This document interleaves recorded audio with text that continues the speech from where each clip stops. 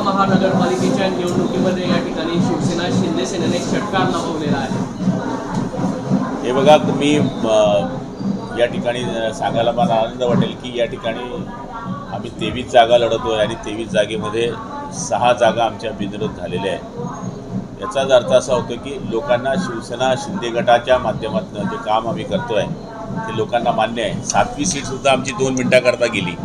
बाई माघारीला गेली तोपर्यंत 3 वाजून 2 मिनटं झालेले होते, नाहीतर 7वी सीटसुद्धा बिनविरोध होणार होती. पण असो 23 जागा लढत असताना 6 सीट म्हणजे जवळपास 25% सीट आमच्या या ठिकाणी बिनविरोध झालेल्या आहे. त्याचा खूप आनंद आहे.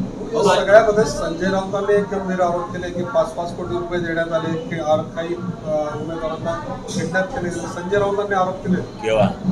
काल संजय राऊतांनी आरोप केला की जळगावमध्ये उमेदवारांना दाबून ठेवता आहेत, किडनॅप केलेला आहे. कोणी केलं? संजय राऊतांनी काल आरोप कोणी डांबलं? शिवसेना. मी? शिवसेना पर्टिक्युलर नाव नाही. सत्ताधाऱ्यांनी महायुतीच्या लोकांनी आता तुम्ही सगळे पत्रकार होते, जितक्या सीटा झाल्या मी कुठे बसलेलो होतो आपण सगळ्यांनी पाहिलं आहे. डांबायला वेळ थोडी होता. एक आहे, मी जिथे मला वाटलं की माझ्या कार्यकर्त्याला हा उमेदवार जर माघार घेतली तर त्याला इलेक्शन सोपं होईल किंवा बिनविरोध होईल, तिथे मी 100% त्यांच्या घरी जाऊन प्रयत्न केले. हे उघडं आहे. काय चाकू घेऊन नाही गेलो त्यांच्या दरवाजी, विनंती करायला गेलो. मी कोटेनगरला गेलो, मी आपण पाहिलं असेल तर या ठिकाणी वेगळ्या ठिकाणी 5-7 ठिकाणी मी गेलो आणि मी 4 दिवस ठाण मारून बसलो होतो. आणि हे सगळ्या लोकांनी पाहिलं, पत्रकार लोकांनी पाहिलं. आता काही उरलेलं नाही बोलायला. मग आता 5 कोटी, आता नगरसेवकाला 5 कोटी भेटत असेल तर मग झालं मग कल्याण. असं कुठे हे काय आरोप, मला वाटतं हे चुकीचे आरोप आहे. त्यांच्या पायाखालची वाळू घसरलेली आहे, त्यामुळे ते असे आरोप करतायत आणि मला तरी असं वाटतं ही गोष्ट चुकीची आहे. आतापर्यंत एवढे बिनविरोध कधी निवडून आले नव्हते. सर्वत्र पैशांचा पाऊस सुरू आहे, त्यामुळेच या निवडणुका लढवणार असं संजय राऊत म्हणतात. हे बघा, त्यांच्या बोलण्याला मी काही पाहिजे त्याप्रमाणे हे मी बोलू शकत नाही. आता मी पण ऐकलं की TV9वर त्यांनी डायरेक्ट माझ्या नावाचा आरोप केलेला आहे की गुलाबराव पाटलांनी तिथे दादागिरी केली, दबंगगिरी केली. आता मी धरणगावमध्ये हरलो, मी तिथे दबंगगिरी केली असती तर मग धरणगावमध्ये मी हरलो असतो का? तिथे माझे 15 नगरसेवक आले 23 पैकी, पण माझा नगराध्यक्ष येऊ नाही शकला. राजकारण हे लोकशाही पद्धतीने झालं पाहिजे, त्या पद्धतीने आम्ही लढतो आहे. जिथे आम्हाला वाटलं की इथं कार्यकर्ता शिवसेनेचा बिनविरोध होऊ शकतो तिथे आम्ही प्रयत्न केले, आम्ही त्याच्यामध्ये यशस्वी झालो. जसं आपण मगाशी म्हटलं की काही वेळे या बहु उमेदवार माघार घेऊ शकले नाही, असे किती उमेदवार आहेत आता की जे आगामी काळात पाठिंबा देऊ शकतात? भरपूर आहे. मी आपल्याला सांगतो की शिवसेनेच्या 23 पैकी 20च्या वरती सीट आहेत. संजय राऊतांनी हा पण आरोप केला की 3 वाजेनंतर मुदत संपल्यानंतर सुद्धा प्रशासनाला आता मी आपल्याला सांगतो 3 वाजून 2 मिनिटांनी एक बाई जी होती ती आमची वरती चढली आणि गेट बंद झालं. आम्ही विनंती केली की 2 मिनटं आहे, त्यांनी ऐकलं नाही. मी तर ते पायरी पण चढलो नाही, आपण पाहिलं असेल. मी फक्त इकडेच राहिलो. 3 वाजून 2 मिनिटांमध्ये आमची ती लेडीज गेली असती तर आमची 7वी सीट बिनविरोध झाली असती. पण शेवटी न्यायदेवता आहे, त्याच्यामध्ये कायदे आहेत, सगळ्या गोष्टी आहेत ज्या पाळल्या पाहिजे, ते आम्ही पाळल्या आहेत. राऊतांना काय उत्तर द्याल तुम्ही या सगळ्या संदर्भामध्ये? नाही, त्यांना उत्तर देण्यात काही अर्थ नाही आहे. सगळ्या जळगाव जिल्ह्याला माहिती की ही निवडणूक कशी होते. एक आहे, आम्ही तिथं मी असेल की आमदार चंद्रन अण्णा असतील, जिल्हा प्रमुख असतील, आम्ही तिथं ठाण मारून बसलो. ते तुम्ही बघताय 4 दिवसामध्ये मी सकाळी गेलो, रात्री 12-1च्या पहिले कधीच घरी आलो नाही. हे आपण सगळ्यांनी पाहिलं आहे. बच्चू कडू म्हणतायत घराणेशाहीचाही आरोप झाला.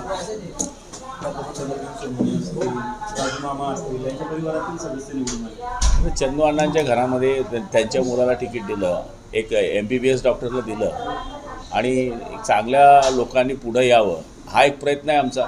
त्याच्यामुळे याला दिलं त्याला दिलं. आता आमचे उमेदवार निवडून आले तर म्हणले 5 कोटी रुपये दिले. आता नगरपालिकेमध्ये निवडून देण्याकरता आमदारांचा मुलगा दिला तर म्हणजे आमदारांचा मुलगा दिला. आता 5-5 कोटी मी जर द्यायला गेलो आणि कुठली दबंगगिरी केली, आता सगळे आरोप जे आहेत त्याचं जर नजर आपण टाकली तर पहिले सांगता दबंगगिरी केली, मग म्हणता 5 कोटी रुपये दिले, आता म्हणता की घराणेशाही केली. त्यांचे उत्तर कोणत्या गोष्टीला द्यावं हेच मला कळत नाही आहे. मुंबईमध्ये जर निवडणूक आयोग प्रामाणिक राहिला तर ठाकरे येतील असं बच्चू कडू म्हणतात. मुंबईमध्ये जर निवडणूक आयोग जर प्रामाणिक राहिला तर मुंबईमध्ये ठाकरे येतील असं बच्चू कडू म्हणतात. हे बघा, आमचा जनता जनार्दनावर विश्वास आहे. जर आमच्या पक्षाचे नेते एकनाथ शिंदे यांनी चांगलं काम केलेलं असेल तर या ठिकाणी आम्ही चांगले मताधिक्य घेऊ. आज आपण पाहिलं असेल की महायुतीच्या 69च्या आसपास 63च्या आसपास सीट बिनविरोध झाल्या आणि आणखी काही आकडा आला 69पर्यंत. त्यामध्ये 44 BJPच्या आणि 22 शिवसेनेच्या आल्या. त्यामुळे लोकांनी काही फक्त जळगावातच बिनविरोध काढलं असं नाही आहे. सगळीकडे बिनविरोध काढलेला आहे. आणि आम्ही जर लोकशाहीच्या मार्फत चांगले कामं केलेली आहेत तर तुम्हाला मी लिहून देतो की महापालिकेमध्ये सुद्धा निवडणुकांचे रिझल्ट हे चांगले लागणार आहेत. हिजाबच्या मुद्द्यावरून इम्तियाज जलील जे आहे ते आक्रमक झालेले आहे.